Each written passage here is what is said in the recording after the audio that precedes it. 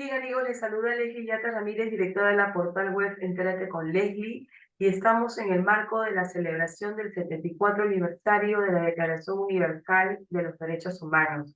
Este 10 de diciembre se conmemora un aniversario más de la Declaración Universal de los Derechos Humanos, y es evidente que estos espacios de reflexión se utilizan justamente para poder seguir afianzando lo que es la obligación internacional hacia los estados de la protección y garantía de derechos humanos, y desde el rol también de las sociedades en el mundo en la promoción y difusión de derechos humanos.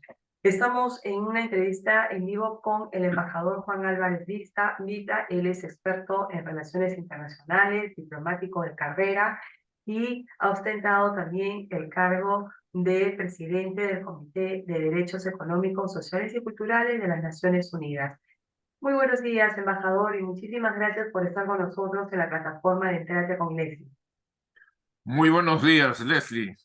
Es para mí un enorme gusto haber sido invitado nuevamente para una conversación, sobre todo en el presente caso, de un tema que es una de mis pasiones, ¿no? Los No derechos humanos. podría dejar de invitarlo, embajador, en esta oportunidad. Celebramos o conmemoramos la celebración de un aniversario más de la Declaración Universal de Derechos Humanos. 30 derechos humanos, o los primeros 30 derechos humanos que se reconocieron, ¿no? Para la persona, y fueron ratificados universalmente por todos los estados en el mundo. ¿Qué opinión o qué primera reflexión puede usted compartir con nosotros en este día tan especial para los derechos humanos?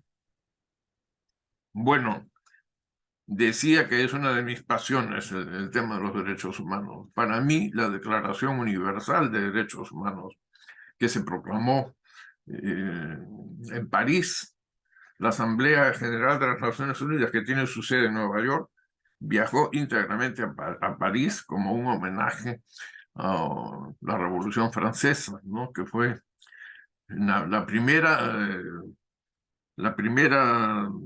norma en la que se recogía en términos de ley positiva, ¿no? Muchos de los principios de, de, de derecho internacional contra lo que no se puede ir. Y tiene, bueno, tendríamos que referirnos no solamente a las circunstancias en las que se gestó esta Declaración Universal. Fueron muy pocos meses. Digo meses porque ese mismo año de 1948 se había aprobado en el marco de la Organización de Estados Americanos también la Declaración y los Deberes del Ser Humano. Y esta declaración americana, que es muy poco mencionada, yo no sé por qué, ahí están no solamente los derechos, sino también los deberes. Tampoco podemos, si hacemos una comparación entre estos dos instrumentos, vamos a ver que han sido registrados también de acuerdo a una cultura de carácter universal. Pero a pesar de que durante muchísimos años se ha hablado de las Naciones Unidas y se ha hablado de la Declaración Universal de Derechos Humanos, pues hay algunas cuestiones que nos pueden sorprender cuando uno va adentrándose más en ese tema. La Declaración Universal tuvo las características de haber sido un foro en el que participaron principalmente los países europeos y los países de América.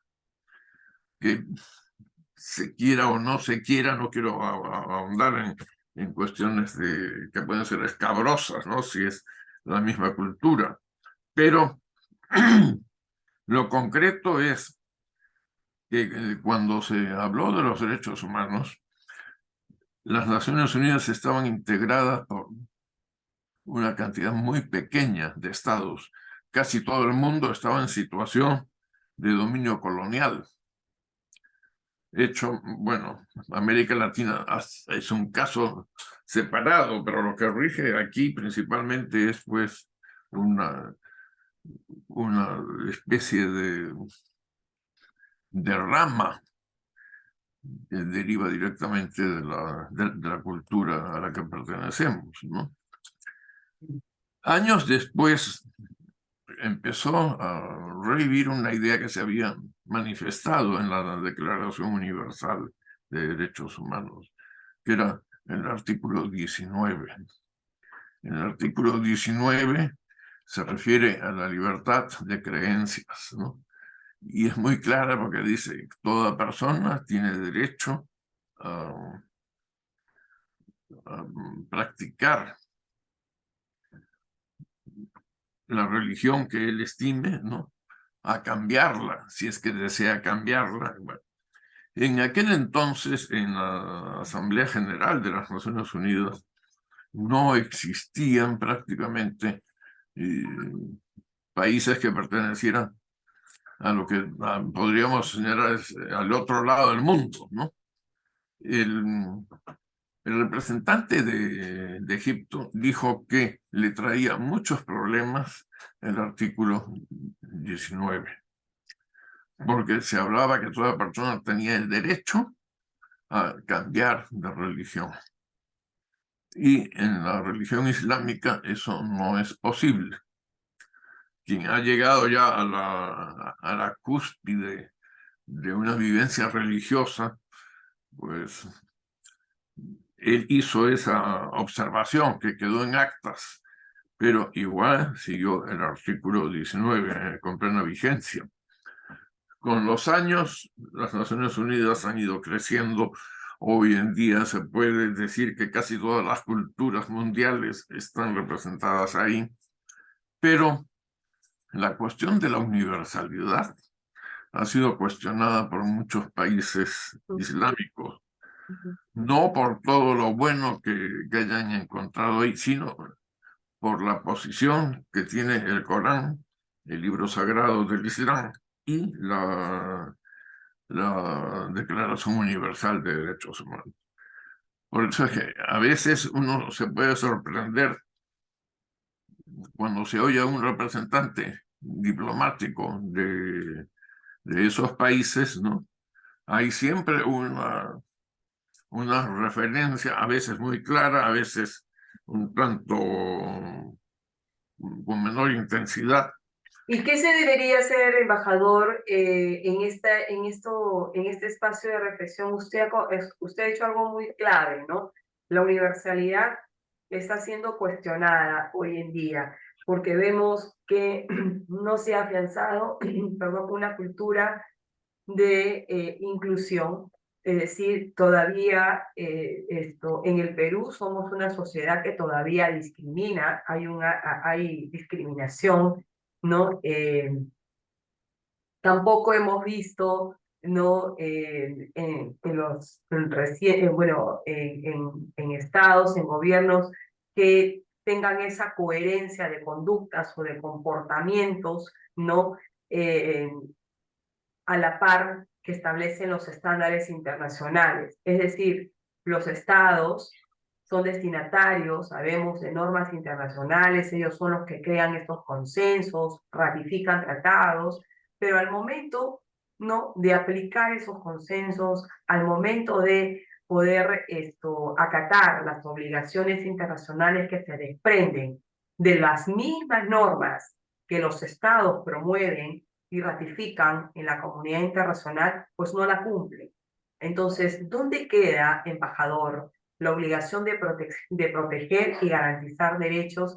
¿Y qué podemos, y con esta pregunta final para cerrar la entrevista, y qué debemos hacer las sociedades y los estados para poder articular, ¿no?, la verdadera universalidad de derechos humanos? Porque hoy día estamos hablando de derechos humanos, pero en otra parte del mundo, como Ucrania, ¿no?, están muriendo gente por el conflicto.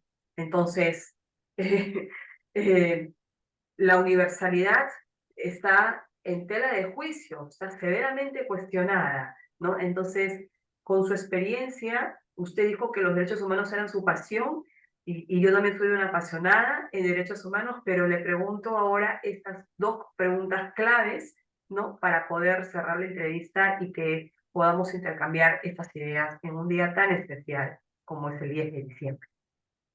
Sí, bueno, para mí subsiste ese problema debido a lo que el artículo 19 de la Declaración Universal señala. Voy a decir algo que fue también una experiencia vivida por mí. En el Comité de Derechos Económicos, Sociales y Culturales a que pertenecí durante 10 años, una vez Marruecos tenía que presentar su informe sobre el cumplimiento de esos derechos y prácticamente era acosado por cuestiones que también son muy interesantes, los derechos de la mujer. Entonces le preguntaban al embajador, que era un hombre con una cultura muy grande, que cómo se podía conciliar esto. Algo parecido, pero con otra capa, es esta pregunta, ¿no? Entonces él dijo, el tratado internacional está sobre la ley interna, no lo discutimos. Pero la ley interna se basa también en el Corán, que es la revelación que hizo Dios al profeta Mahoma. Consecuentemente, aquí en este comité, dijo, todos son por lo menos de cultura cristiana. Hay uno solo que es islámico y era el embajador de Egipto. Para no hacerla larga, él dijo lo siguiente, aquí todos forman parte de una cultura, de religión no sé, pero de cualquier manera, yo quiero preguntarles, porque estoy aquí en medio de gente con una cultura occidental, una cultura de tipo europeo, ¿no? Yo quiero preguntarles, ¿por qué acosan tanto a los países islámicos, ¿no? Porque no pueden acceder a ciertos cargos. Tradicionalmente la mujer no podía alejarse de más de 10 kilómetros del hogar conyugal. Dijo, ¿por qué no le piden al Papa de Roma que ordene mujeres? ¿Es una discriminación o no? Entonces, realmente él llevó una luz que yo considero que era importante, ¿no? ¿Cómo podemos ir en contra de lo que uno cree que está atentando contra los principios de su religión? Eso no ha sido solucionado todavía por la ONU. No podemos imponer tampoco, ¿no? Es decir, si no se occidentalizan 100%, ¿no? Pero lo curioso es que habría que ver aquí el proceso evolutivo de las cosas y de la situación. Existe en la Biblia cristiana, ¿no? Ojo por ojo, diente por diente, ¿no? La ley del talión. Esa ha sido observada por el mundo occidental durante siglos, ¿no? Hoy día la cosa, pues, a nadie se le ocurriría decir ojo por ojo, diente por diente para aplicarlo, ¿no? En la Biblia cristiana también hay unos versículos que dicen maldito sea el jorobado, ¿no? Maldito sea el hombre que tiene el testículo chato, ¿no? Maldito sea el leproso. Bueno, hoy día no podríamos decir que es un ser maldito, ¿no? Pero esto se ha ido, ha tenido una fase evolutiva, ¿no? Eso en nuestra cultura. ¿Y usted cree que los estados son principalmente los actores que contribuyen con el quebrantamiento de esta universalidad de derechos humanos? Porque ellos son los que hacen normas internacionales y no las cumplen. Veamos el conflicto en Rusia-Ucrania, ¿no? En nuestro país, Perú, también hay una situación y diversas situaciones en las que hemos criticado a distintos gobiernos y a distintos jefes de Estado, por no cumplir obligaciones internacionales, ¿no? Entonces, desde el punto de vista de los estados, ¿cuál debería ser realmente la postura coherente que ellos tienen que tener con relación a la universalidad? Bueno, hay una contradicción y yo creo que eso sería muy difícil que se pueda tener éxito, ¿no? Frente a la posición religiosa de una de las tres grandes religiones que hay, ¿no? Y que son monoteístas y que comprenden también al judaísmo, al cristianismo y al islamismo. Entonces, ¿cómo, con qué derecho se le puede decir, bueno, usted está obligado a aceptar la universalidad, ¿no? Yo creo que cada cosa responde también al momento en que fue concebida, redactada, ¿no? Sí, pero eso es en el tema religioso, de carácter religioso, pero lo que yo le estoy preguntando es el tema universal. O sea, los estados en sí son los que crean normas internacionales. Entonces, el problema que muchas veces ponen en encrucijada la universalidad de derechos humanos es el comportamiento de los propios estados, que no cumplen con sus propias normas, con las normas que ellos mismos crean ante la comunidad internacional. Y le decía que aquí en el Perú hay varios ejemplos, ¿no? Y hemos criticado siempre, ¿no? En ese sentido, a distintos gobiernos y a distintos jefes de Estado. Entonces, yo le preguntaba cómo articular, ¿no? Esta fortaleza de la universalidad, ¿qué tendrían que hacer los estados realmente, ¿no? En serio, para que la universalidad, pues, calce, ¿no? Porque son ellos los que tienen que aplicar obligaciones, son ellos los que tienen que responder, ¿no? Obligaciones internacionales. Son ellos los Y, que tienen que proteger, los estados son los que tienen que proteger derechos, garantizar derechos. Entonces, a eso fue mi pregunta con relación a la universalidad, embajador. sí, pero me gustaría mucho aquí conocer qué opinión tiene la doctora Leslie Yatta sobre eso. ¿Usted estaría dispuesta a decir esto es obligatorio para los islámicos? ¿Tienen que aceptar esa universalidad? Bueno, las culturas difieren en ese sentido, pero entonces, ¿de qué universalidad estaríamos hablando, embajador? ¿De qué universalidad de derechos humanos estaríamos hablando? Si el primer artículo dice que los derechos humanos son para todos, sin ningún tipo de distinción, ni de raza, ni de religión, ¿cómo calzamos eso? ¿Cómo calzamos eso, no, en el comportamiento de los estados? A eso voy mi pregunta. Ya. Voy a responderle poniendo otro ejemplo, que no es el Islam, me refiero a los testigos de Jehová. Para ellos no se puede hacer transfusiones de sangre. Ciertamente. Ya. Entonces, un médico podría dejar de inyectar sangre a un niño, por ejemplo, porque los padres están diciendo, no, no se puede hacer esto. Traería muchos conflictos también en el derecho penal, ¿no? Y esas cosas son donde hay, a mi modo de ver, todavía mucho pan que rebanar. En ese, Y en ese ejemplo, embajador, estamos hablando de una vida, ¿no? Y la vida es un valor supremo, ¿no? Es un bien supremo, sin el cual no puede existir ningún otro derecho, ¿no? De la persona. Entonces, ahí, ¿no? ¿Qué preponderancias se tienen que aplicar? ¿La vida o mi cultura o mi confesión religiosa? sí, así es. Yo no he encontrado una fórmula de consenso como para solucionar eso. Pero es la vida de una persona.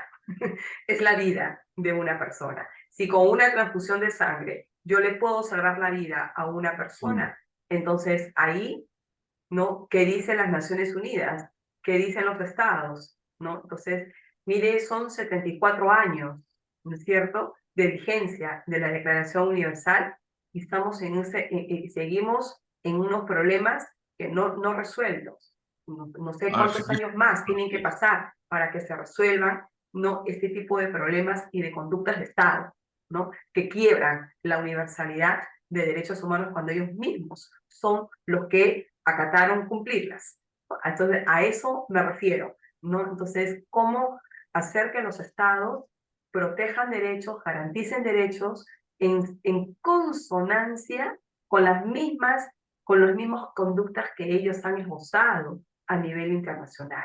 Yo no veo, honestamente, la coherencia de los estados, lo que dicen en la comunidad internacional y lo que hacen dentro de la jurisdicción. No sé si para usted ve esta coherencia. Para mí, muy pocas veces. Coincido con usted en lo que la vida es lo más esencial que puede tener un ser humano. Ahí podemos poner la pena de muerte, ¿no? No hay un consenso con respecto a esto. La pena de muerte existe en países de distintas religiones, de diferentes culturas, ¿no? Hay países que no aceptan, por ejemplo, el aborto, otros sí, pero estamos hablando de un derecho a la vida también. Y en más de una oportunidad, yo he escuchado esa frase relativa al aborto, no se puede o no se puede.